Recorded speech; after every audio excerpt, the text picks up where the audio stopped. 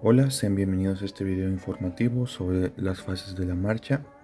Mi nombre es Carlos Enrique Saravia Trujillo, estudiante de la licenciatura de Fisioterapia de la Universidad del Valle de Puebla, plantel Tehuacán. Con ayuda de mi compañero Luis Donaldo Tlaseca Ruiz, vamos a exponerles qué son las fases de la marcha, cuáles son las fases de la marcha, patologías que se presentan en la marcha, grados de movimiento en las articulaciones de tobillo, rodilla y cadera, al igual que músculos que se activan durante estas fases. Para empezar, ¿qué es la marcha? Vamos a definir la marcha como un proceso de locomoción en el cual el cuerpo humano en posición erguida se mueve hacia adelante. Este va a tener un peso soportado que va a ser alternativo por ambas piernas. Mientras el cuerpo se desplaza sobre la pierna de soporte, la otra pierna se balancea hacia adelante como preparación para el siguiente apoyo. Existe algo que se llama el ciclo de la marcha, o también se le conoce como zancada, y esta va a ser la secuencia de acontecimiento que tiene lugar entre dos repeticiones consecutivas de cualquiera de los dos sucesos de la marcha.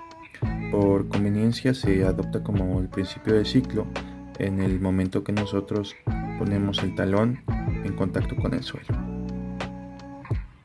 Durante todo este ciclo de la marcha, cada pierna va a pasar por dos fases, que va a ser el periodo de soporte, periodo de balanceo, o también conocido como fase de apoyo, que este vendría siendo el periodo de soporte, y fase de oscilación, que vendría siendo el periodo de balanceo. En la imagen se muestra que el periodo de soporte dura un total de 62% y el periodo de balanceo dura un 38%.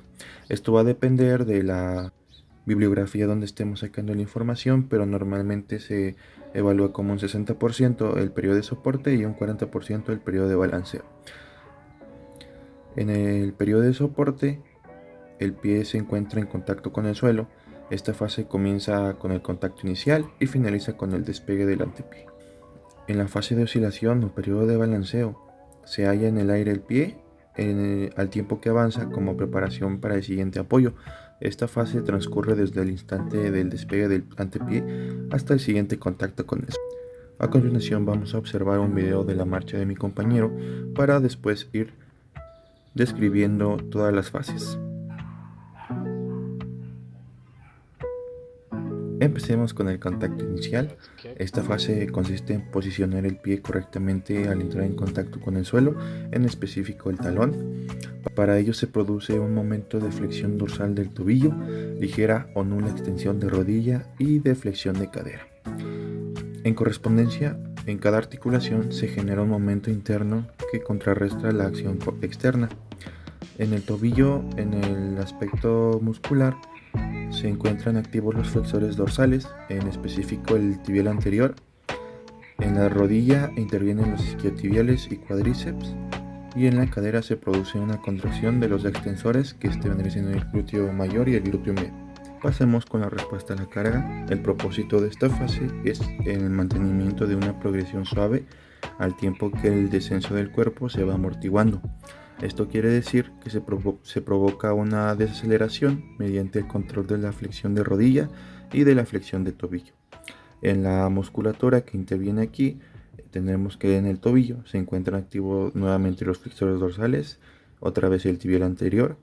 En la rodilla intervienen los isquiotibiales y cuádriceps. En la cadera produce una contracción de los extensores, nuevamente el glúteo mayor y el glúteo medio. Pasemos con la siguiente fase, el soporte medio. El comienzo de esta fase viene marcado por el despegue de los dedos del miembro contralateral. En la pierna de apoyo se estabiliza la cadera y la rodilla mientras el cuerpo avanza sobre un pie estacionario. Simultáneamente el miembro opuesto comienza su fase de oscilación o balanceo y el cuerpo se encuentra en un apoyo monopodal. ¿A qué nos referimos con este apoyo monopodal? Quiere decir que el cuerpo se encuentra sostenido sobre solamente un pie. Dado que la hiperextensión está protegida por la acción ligamentosa correspondiente al ligamento iliofemoral que se encuentra en la cadera, y la cápsula posterior de la rodilla y los cruzados de la rodilla. La activación muscular del glúteo mayor, isquiotibiales y cuádriceps cesa. El sóleo es el que va a estabilizar a las tres articulaciones y a nivel de tobillo el tibial posterior y los peroneos mantienen la estabilidad del pie. Pasemos con el soporte terminal. Los objetivos fundamentales de esta fase es proporcionar aceleración y asegurar una longitud de zancada adecuada. Esto quiere decir que se produce una aceleración. Esta fase comienza cuando el cuerpo pasa a la línea vertical, los gemelos se unen al sóleo en el control de la dorsiflexión del tobillo y el tríceps oral se contrae ahora con potencia y el talón se despega del suelo. Pasemos con la última fase del periodo de soporte. El propósito de esta fase es preparar el miembro para la oscilación, es decir, el siguiente periodo. El contacto inicial del miembro opuesto marca su inicio, así como el comienzo de la fase de doble apoyo. Se produce una activación concéntrica de los flexores de la cadera, impulsando el muslo hacia adelante y debido al carácter biarticular de los gemelos, induce una flexión de rodilla. Pasemos así con el siguiente periodo, el periodo de balanceo, en su primera fase que vendría siendo el balance inicial. Los objetivos básicos de esta fase es conseguir una separación pie-suelo suficiente así como para alcanzar la cadencia deseada. El despegue del pie se consigue fundamentalmente con la actividad concéntrica de los flexores del flexor propio del primer dedo, es decir, del pulgar, así como el mantenimiento de la separación pie-suelo se consigue con la musculatura pretibial, en específico el tibial anterior. Pasemos con el balanceo medio. La finalidad de esta fase va a ser mantener la separación entre el pie y el suelo. Esto se va a producir gracias a la actuación concéntrica de los flexores dorsales. Pasemos con el periodo terminal, la última fase del periodo de balanceo. En esta fase los objetivos son desacelerar la pierna y preposicionar correctamente el pie para establecer contacto con el suelo.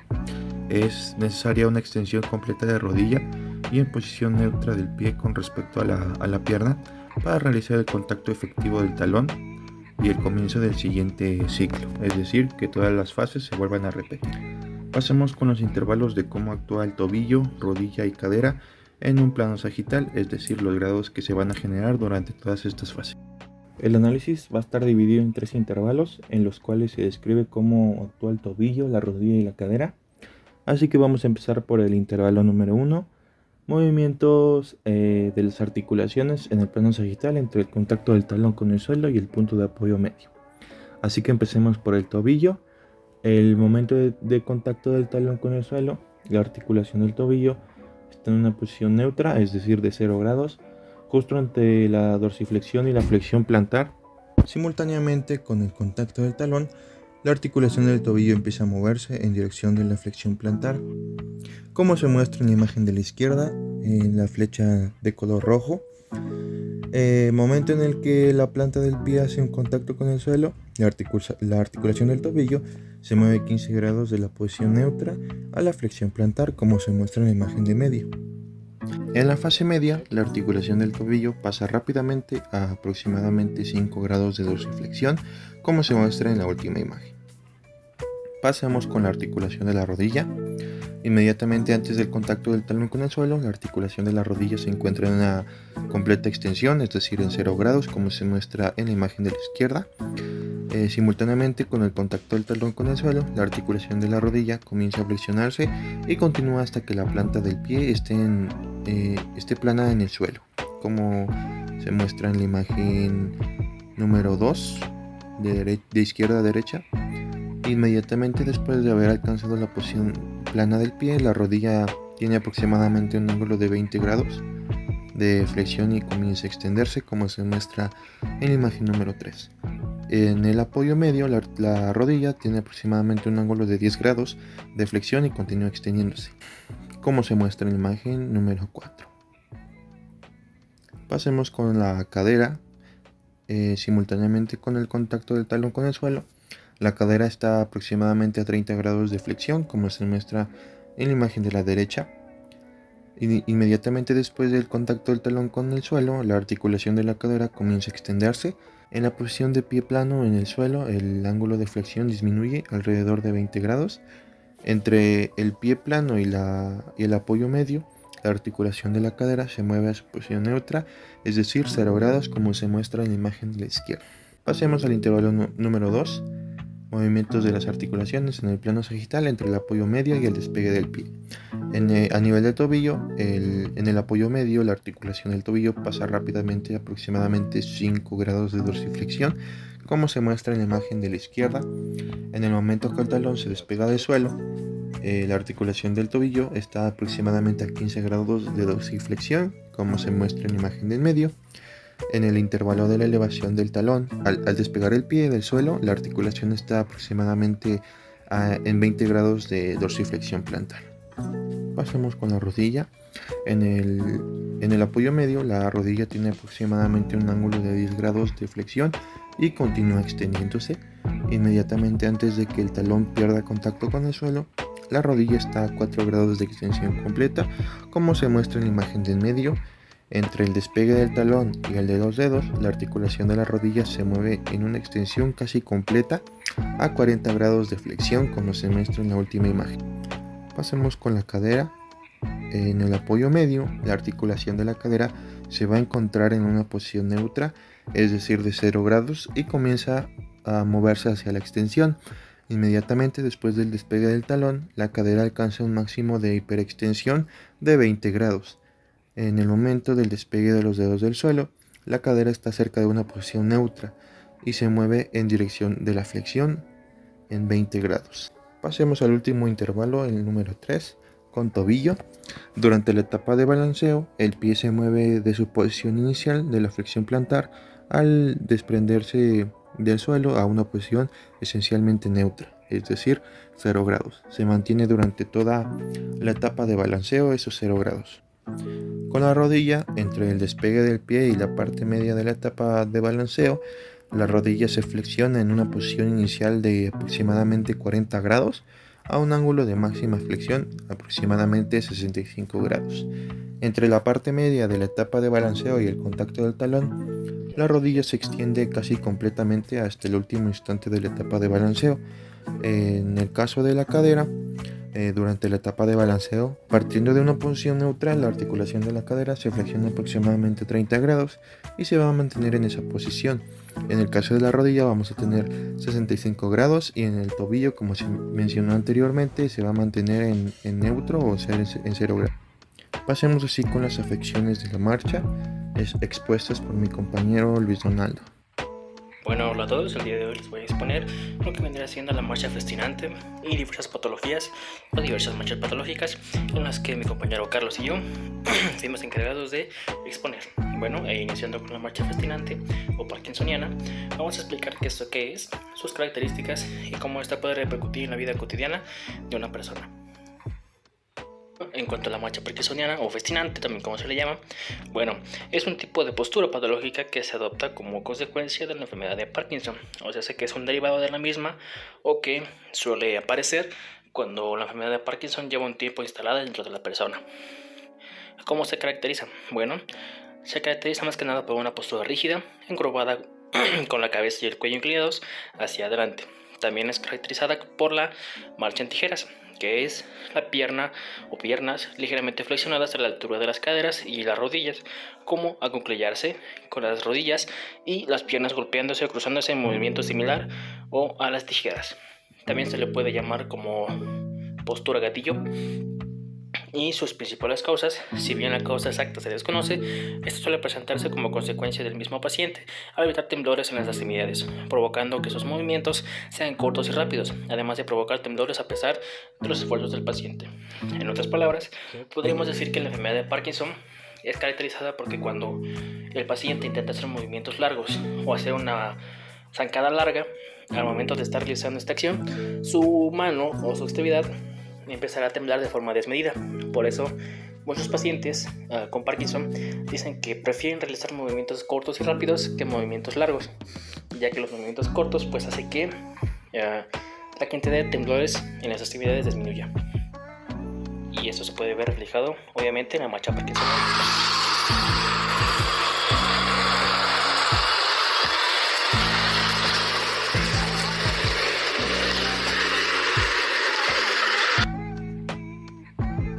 Bueno, como pudimos ver en el video anterior, el paciente que estaba recreando la marcha parkinsoniana, pudimos ver una rigidez total en sus piernas y en sus manos, los temblores, que es característico de Parkinson. Y bueno, otra característica que se le puede agregar a este tipo de marcha es que va ganando velocidad conforme más se camina. ¿Esto qué quiere decir? Bueno, quiere decir que el paciente no puede frenarse cuando empieza a caminar.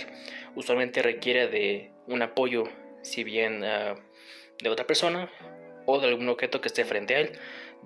Siento que el paciente se dirige a ese tipo de objetos para que pueda frenarse de golpe, ya que al no tener, por así decirlo, control sobre sus piernas y sus movimientos, va ganando velocidad hasta que ya no puede frenar.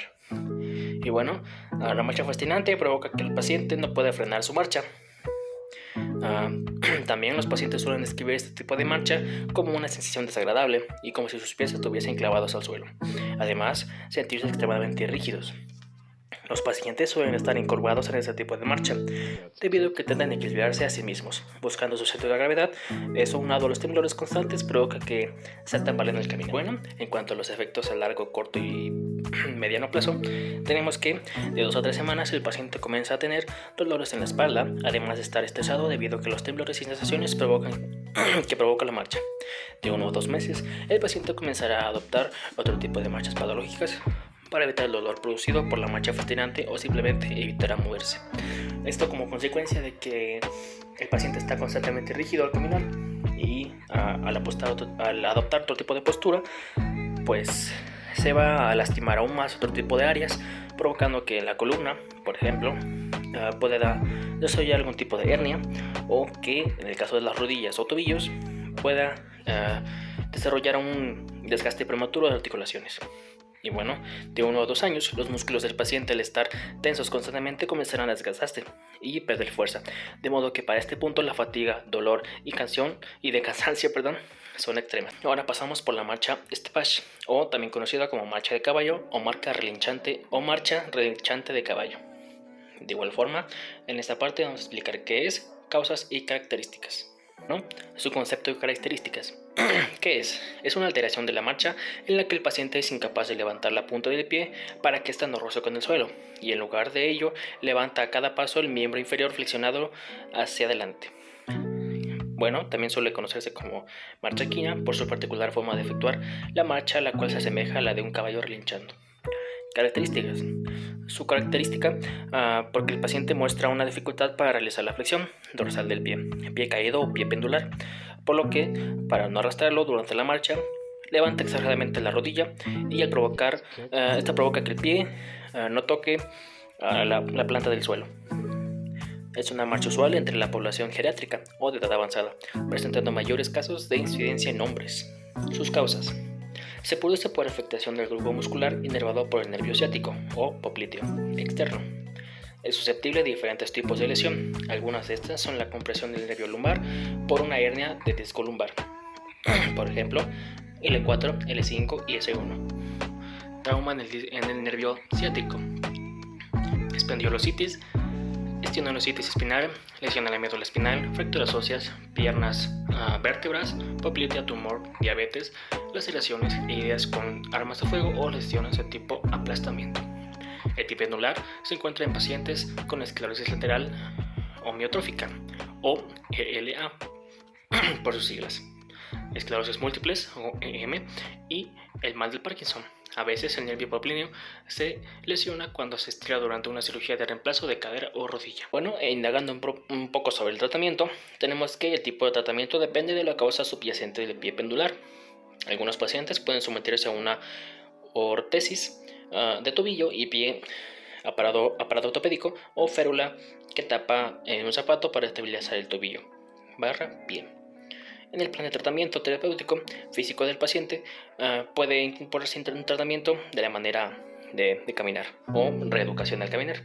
Esto es propio pues de la fisioterapia, en la que este tipo de pacientes pues se le enseña la marcha común o la marcha, por así decirlo, estándar de una persona para reeducar su pie, ya que al recibir una lesión su cerebro ha olvidado cierta forma de cómo esta sección pues se maneja al caminar. Y bueno, en cuanto a la descripción clínica, tenemos que se observa rigidez prolongada, el dolor y calambres en segmento es afectado y con el paso del tiempo el paciente presenta un aumento en dolor en espalda baja. A causa del propio estilo de la marcha del paciente sin tratamiento puede desarrollar hernias que afectan aún más su calidad de vida. La exploración física revela que el paciente presenta rigidez articular y muscular en casi todo el tiempo. Al verse su patrón de marcha afectado, es propenso a caídas al intentar acelerar su paso o intentar subir una superficie alta. Las pruebas de estabilidad revelan que el paciente afectado presenta una debilidad y pérdida de fuerza, principalmente en rodilla y tobillo.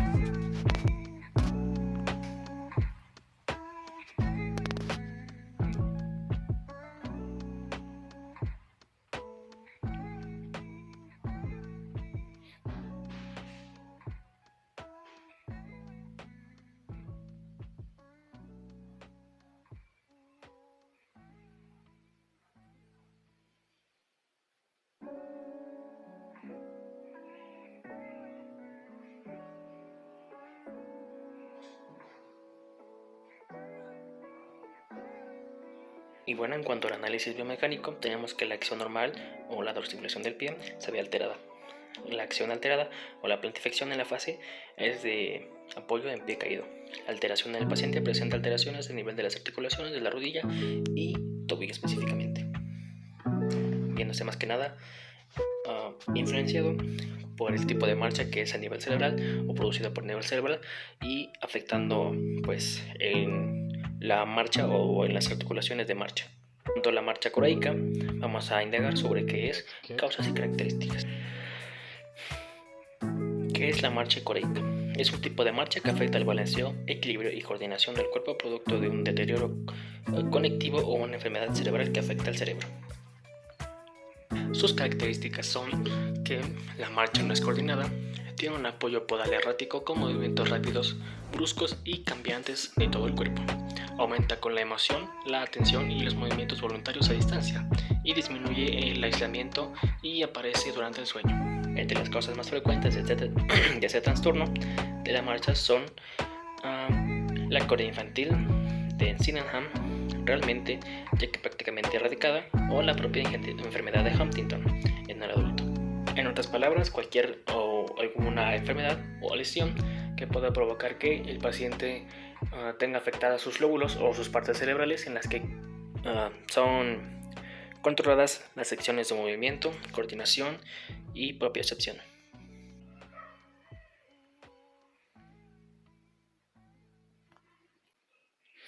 Y bueno, como pudimos ver en el video anterior, el paciente estaba intentando equilibrarse mientras que caminaba. Y como podemos ver, las lesiones afectadas del cerebro provocan que este se desequilibre y que los movimientos sean erráticos.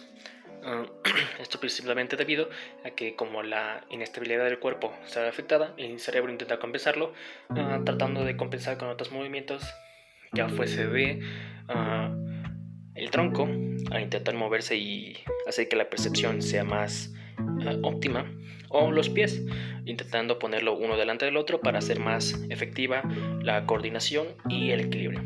Y bueno, en cuanto al análisis biomecánico, el paciente al estar moviendo de forma errática e impredecible su cuerpo y dar pasos cortos y débiles provoca que la biomecánica de la rodilla y tobillo se vean particularmente afectada, ya que al estar errando los pasos y balanceando el cuerpo de un lado a otro, o cada que el paciente camina, provoca que éste sufra un desgaste prematuro en esas articulaciones, además de salirse de sus grados de movimiento normal. El rango de movimiento talocural normal es de 20 grados de dorsiflexión y 50 grados de flexión plantar, mientras que el rango de movimiento de articulación subastracalina es de aproximadamente 5 grados para eversión e inversión sin movimiento de antepié, mientras que la afección provoca que los grados de dorsiflexión aumenten a 55 o 60 aproximadamente, generando dolor.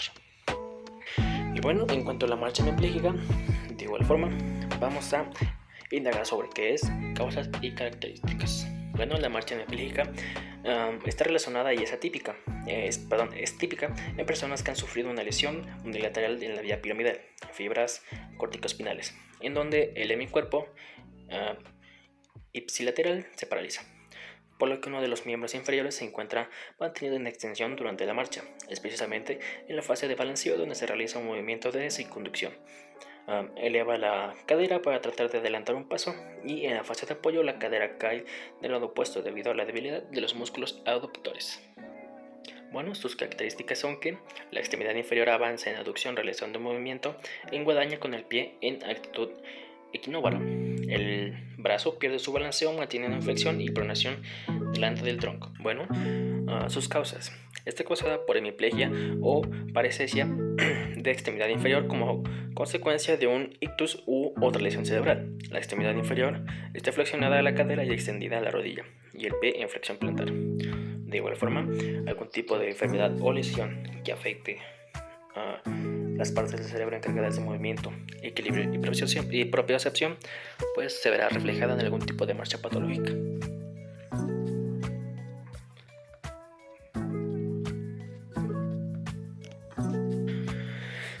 Como se pudo ver en el video anterior, el paciente que estaba llegando a la marcha hemipléjica, podemos ver una rigidez total en su brazo derecho y como este intentaba compensar la pérdida de equilibrio con las piernas totalmente abiertas y dando pasos largos. Y bueno, en cuanto al análisis biomecánico, consiste en un aumento de la base de sustentación, incapacidad para realizar la marcha en tándem, inestabilidad del tronco y desviación de la trayectoria, y la marcha atáxica se debe a un daño cerebroso o vascular, daño de origen sensitivo o vestibular. De este modo, el paciente altera los rangos de movimiento normales, especialmente de rodilla, pie y tobillo. Y bueno, por último, en cuanto a la marcha del pato, tenemos que, de igual forma, vamos a indicar qué es, características y causas. ¿Qué es? Bueno, la parestesia o la marcha del pato se presenta en los músculos de la cintura pélvica debido a trastornos congénitos del desarrollo, dislocaciones, displesias, distrofias musculares, la combinación de espasticidad y ataxia. Provoca un balanceo lateral con elevación de cadera, que es muy parecido al de los patos o pingüinos al caminar. Bueno, sus características son que en este tipo de marcha el paciente, por afectación de los músculos de la cintura pélvica, camina balanceado o balanceando el cuerpo hacia un lado y otro, con exageración de la lordosis lumbar. Se origina en la debilidad de los músculos proximales de las piernas, glúteos, flexores de rodilla, psoas y cuádriceps. Esta condición obliga a liderar la marcha con el tronco, siendo necesario el arrastre de la pelvis en cada impulso motor, exagerando el bombeo pélvico. Bueno, sus causas es la consecuencia de una lesión o una enfermedad de carácter neuronal o neuropática, la cual afecta el cerebro en las áreas encargadas de movimiento, coordinación y estabilidad, lo que provoca la marcha tan característica que se produce.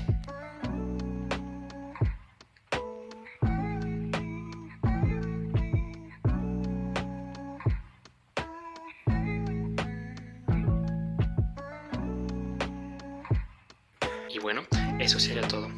Espero que esta presentación haya sido de su agrado, y por mi parte ha sido muy interesante investigar sobre los tipos de marcha patológicas y cómo afectan a los pacientes, y sobre todo cómo podemos tratarlos teniendo en cuenta sus causas, sus características y sobre todo qué son.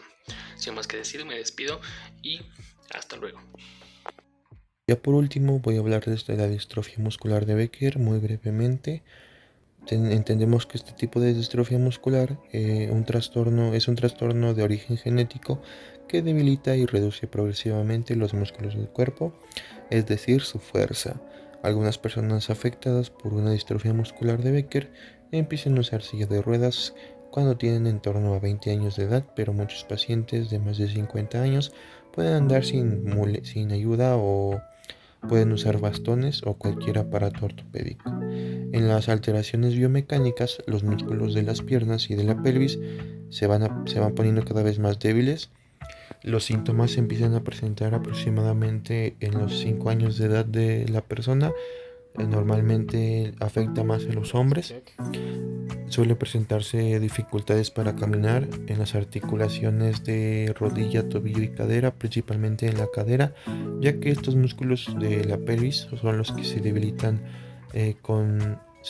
mayormente. Como les decía, tiene dificultad para caminar, caídas frecuentes debido a esta debilidad muscular. Tienen dificultad con las habilidades musculares, que son correr o saltar. Tienen esa pérdida muscular, pérdida en el tono muscular, Cardiomiopatía dilatada, tiene un agrandamiento del corazón, ya que recordemos que el corazón también tiene músculo, tiene problemas cognitivos, presenta fatiga, dolor muscular, pérdida de equilibrio, lo que es causante de las caídas, y también pérdida de la coordinación. La propiocepción se pierde, o sea, hay muchas cosas que se afectan por esta distrofia. Tiene problemas de respiración y nuevamente debilidad muscular. Como les decía, y como ya lo he dicho, este tipo de distrofia suele afectar demasiado a los músculos de la cadera. Esta debilidad muscular, como bien se sabe, esta enfermedad es progresiva, lo que quiere decir que cada que la persona va creciendo, la debilidad muscular va creciendo igual. El debilitamiento va a provocar que los músculos del miembro inferior pierdan esa fuerza para mantenerse de pie o en bipedestación, y es ahí donde hay afecciones biomecánicas en la marcha. A los 5 años de edad se presenta principalmente este tipo de marcha, que es conocido como marcha de pato, ya que la persona empieza a caminar de puntitas, y si la persona a los 30 años aproximadamente puede seguir caminando, este es un tipo de marcha que va a adoptar, ya que puede caminar pero con ayuda de aparatos ortopédicos como pueden ser muletas. También algo que se pierde mucho en el aspecto de la articulación de la rodilla es su rango de movimiento, ya que muchas de las personas pierden esa capacidad de poder levantar la articulación de la rodilla gracias a los músculos como cuádriceps o incluso músculos de la región anterior, como pueden ser isquiotibiales, y esto es lo que nos va a limitar a poder realizar actividades de la vida cotidiana. Hablamos del tratamiento para la distrofia muscular de Becker. La fisioterapia es una muy buena opción, ya que, como sabemos, la distrofia muscular de Becker no tiene cura, pero se puede mantener una buena calidad de vida si se lleva a cabo un buen tratamiento de fisioterapia. Algunas recomendaciones que se hacen por parte de expertos es la hidroterapia para fortalecer esos músculos que no han sido afectados por la distrofia muscular. También se recomiendan los masajes corporales y también los estiramientos suaves para evitar ciertas contracturas en los músculos afectados.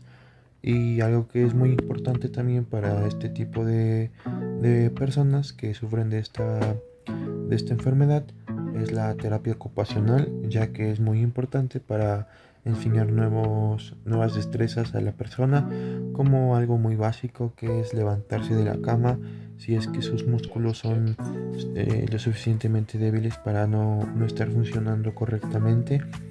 Le enseña a bañarse, a poder caminar con las muletas, e incluso a poder andar correctamente con una silla de ruedas si es que la persona ya tiene suficiente debilidad muscular para no poder realizar la marcha. Y bueno, esta fue una breve explicación sobre la distrofia muscular de Becker. Espero que les haya sido de gran ayuda este video, y pues no queda más que dar las gracias, y eso es todo.